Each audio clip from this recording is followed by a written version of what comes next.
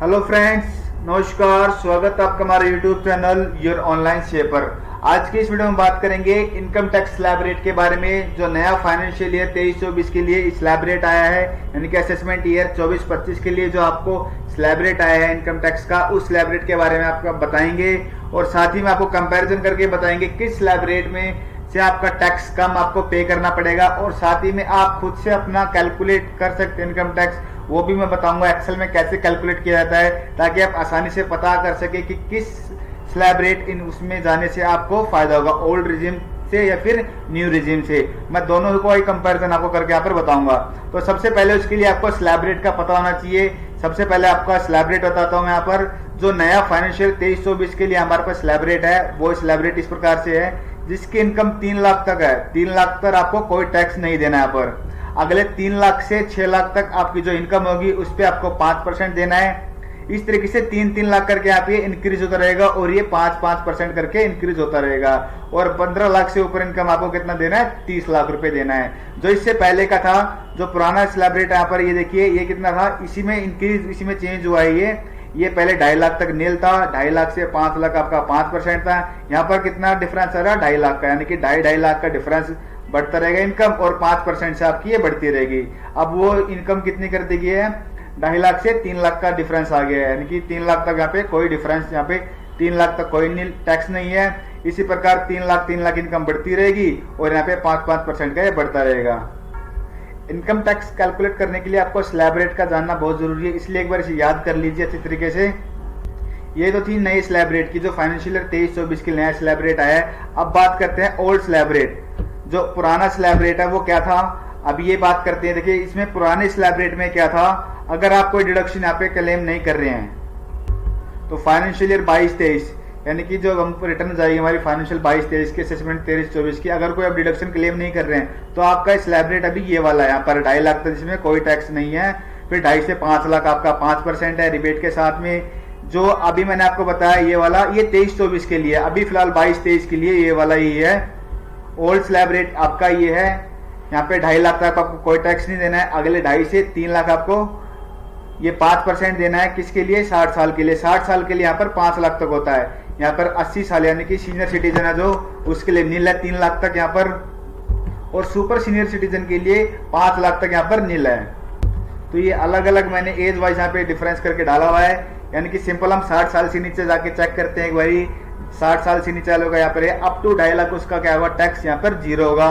2.5 लाख से अगर आपकी 5 लाख तक इनकम है, तो आपको कितना टैक्स देना पड़ रहा है? 5%। लेकिन यहाँ पर क्या है, जिसकी 5 लाख तक इनकम होगी उसको रिबेट मिल जाएगी पूरी 12,500 की, उसका कोई टैक्स नहीं बनेगा। 12,500 तक यहाँ पे नील हो जाएगा उसका टैक्स।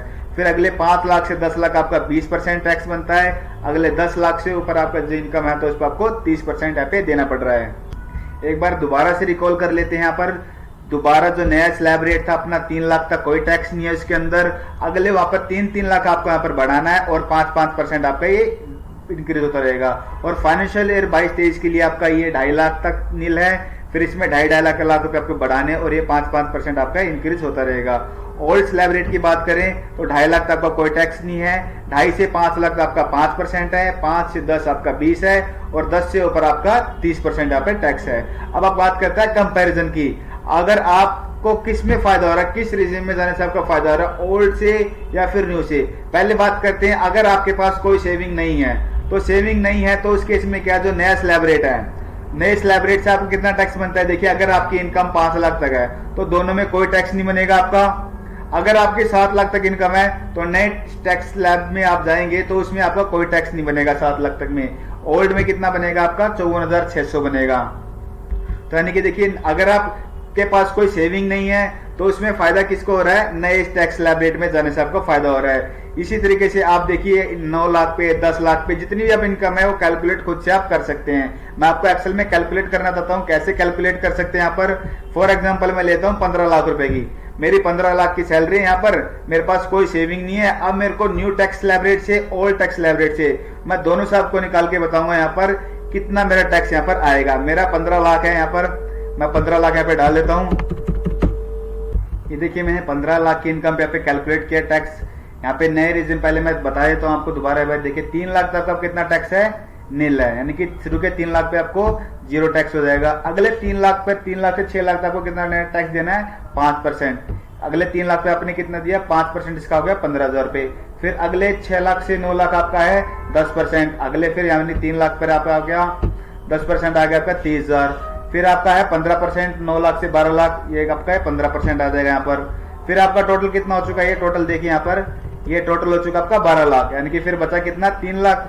अगले 3 लाख पे कितना आपका 20% है, यानी कि टोटल जो आपका ग्रोस टैक्स कितना हो गया, अब टोटल कर लीजिए यहाँ से, इसका टोटल आ जाएगा, ये आ गया 1.5 लाख रुपए आपका टैक्स आ गया है। बाकी उस पे लगेगा एजुकेशन सेस 4%, एजुकेशन सेस हो जाएगा, तो टोटल आपका टैक्स बन जाएगा, नेट टैक्स कितना आ जाएगा 1,56,000। न्यू टैक्स स्लैब रेट के हिसाब से आपका 1,56,000 यहाँ पे बन जाता है। अगर इसी तरीके से हम ओल्ड टैक्स स्लैब की बात करते हैं, यहाँ पर मैं ओल्ड टैक्स यहाँ पे डाल देता हूँ, मेरी 15 लाख की इनकम है और मेरे को यहाँ पे बताना कि 2.5 लाख पे मेरा शुरू में कितना इनकम है, 2.5 लाख तक जीरो है, तो यहाँ पे मैं 2.5 लाख जीरो कर दूंगा, 2.5 लाख तक मेरी जीरो है। फिर अगली 5 लाख से मेरी 2.5 लाख पर आपका कितना आ रहा है जीरो, 2.5 लाख तक कोई टैक्स नहीं आपका। अगले 2.5 लाख पर आपका 2.5 लाख से 5 लाख तक आपका 5% है।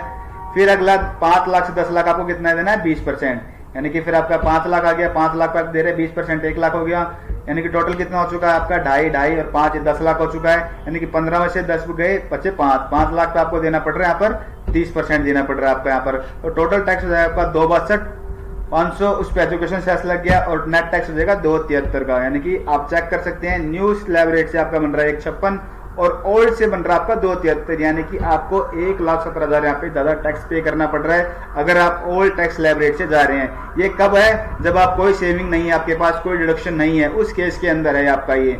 अब बात करते हैं सेविंग की। अगर आपके पास सेविंग है एटीसी की, एटीडी की, एटीडीजी की, पॉलिटिकल पार्टी में, या फिर आपने किसी भी डोनेशन के लिए कोई भी डिडक्शन है, आप डिडक्शन क्लेम करते हैं, तो उस केस में आपका कैसे निकालना है वो आपको बता देता हूँ। सिंपल आपको क्या करना है, जो नए स्लैब रेट में, सिंपल स्लैब रेट में तो कोई डिडक्शन होगी नहीं, वहाँ पे कुछ एक डिडक्शन है, बाकी इसमें कोई डिडक्शन आप क्लेम नहीं कर सकते हैं, कुछ डिडक्शन को छोड़कर।